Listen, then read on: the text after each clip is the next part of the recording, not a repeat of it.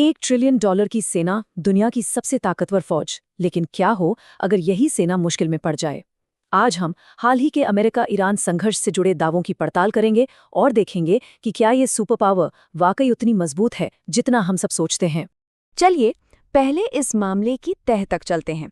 एक तरफ है अमेरिका, जो अपनी सेना पर हर साल करीबन $1 ट्रिलियन खर्च करता है। ये इतिहास की सबसे बड़ी और ताकतवर सेनाओं में से एक है। और दूसरी तरफ है ईरान, और यहीं से मामला दिलचस्प होना शुरू हो जाता है।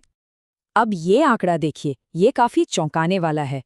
ईरान का सैन्य खर्च अमेरिका के खर्च का सिर्फ 2% से भी कम है। जरा सोचिए, एक तरफ दुनिया की सबसे एडवांस टेक्नोलॉजी और दूसरी तरफ इतना छोटा बजट। तो सवाल यही उठता है कि आखिर ये हो कैसे रहा है कि एक कमजोर समझी जाने वाली ताकत न सिर्फ टक्कर दे रही है बल्कि कथित तौर पर एक महाशक्ति को चुनौती भी दे रही है। चलिए इसी गुत्थी को सुलझाते हैं। तो पहले खंड में हम देखेंगे कि पिछले कुछ हफ्तों में ऐसा क्या हुआ जिसने सुपर पावर की कुछ गंभीर कमजोरियों को सबके सामने लाकर खड़ा कर दिया है। ऐसा लग रहा है जैसे जंग के नियम ही बदल रहे हैं। स्रोत के मुताबिक ये कुछ ऐसे सेटबैक्स हैं जिन्होंने सबको हैरान कर दिया है।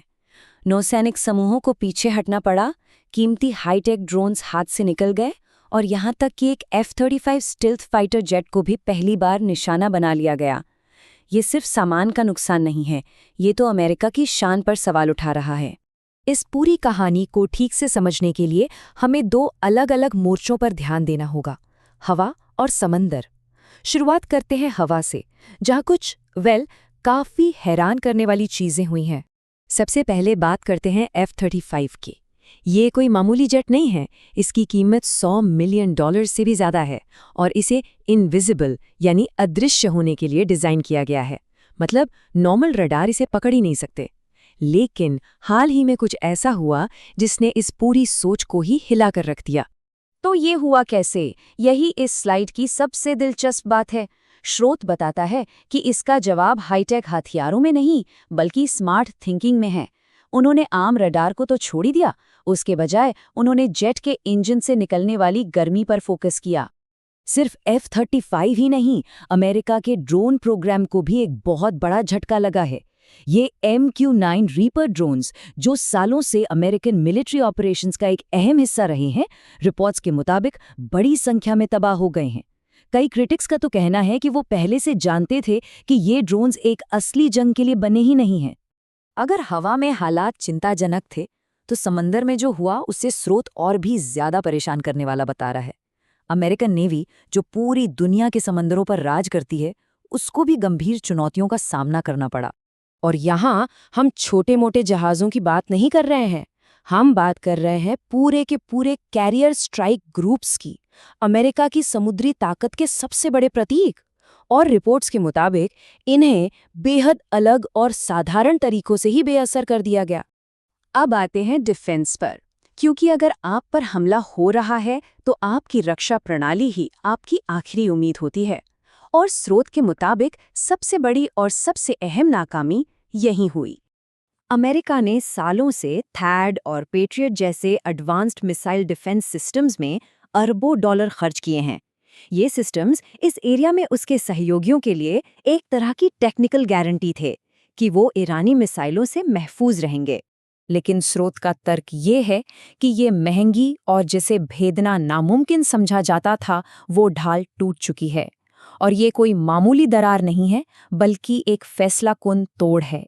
सबसे बड़ा नुकसान एक बेहद एडवांस्ड रडार सिस्टम का बताया गया है। कीमत $1.1 बिलियन। स्रोत इसे इस पूरे रीजन में अमेरिका के डिफेंस नेटवर्क की आंखें कहता है। और जब आपकी आंखें ही चली जाएं तो आप अंधे हो जाते हैं। तो सबसे बड़ा सवाल उठता है, आखिर ये सब क्यों हो रहा है?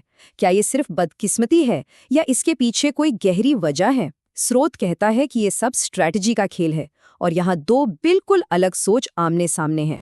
ये टेबल असल में पूरी कहानी को बयान कर देता है। एक तरफ अमेरिका की स्ट्रैटेजी को अनप्लान्ड और थोड़ा बिखरा हुआ बताया गया है। महंगे हथियार हैं, लेकिन उनका मकसद साफ नहीं है। वहीं दूसरी तरफ ईरान को फोकस्ड और डिसिप्लिन दिखाया गया है। स्मार्ट, कम लागत वाले हथियार और एक बिल्कुल साफ मकसद, अमेरिका को खाड़ी से बाहर निकालना। एक पुरानी कहावत है, तलवार उतनी ही अच्छी होती है जितना उसे चलाने वाला। स्रोत का मानना है कि यही बात यहाँ लागू होती है। भले ही आपके पास दुनिया के सबसे बेहतरीन हथियार क्यों न हों, अगर उन्हें इस्तेमाल करने की कोई साफ स्ट्रैटेजी नहीं है तो वो बेकार हैं। इन सब घटनाओं के बाद राष्ट्रपति ट्रंप ने अचानक 5 दिन के पॉज यानी विराम का ऐलान कर दिया। स्रोत इसे ताकत की निशानी नहीं मानता, बल्कि एक ऐसा कदम मानता है जो हताशा में उठाया गया है। ये इस बात का इशारा है कि मौजूदा स्ट्रैटेजी काम नहीं कर रही।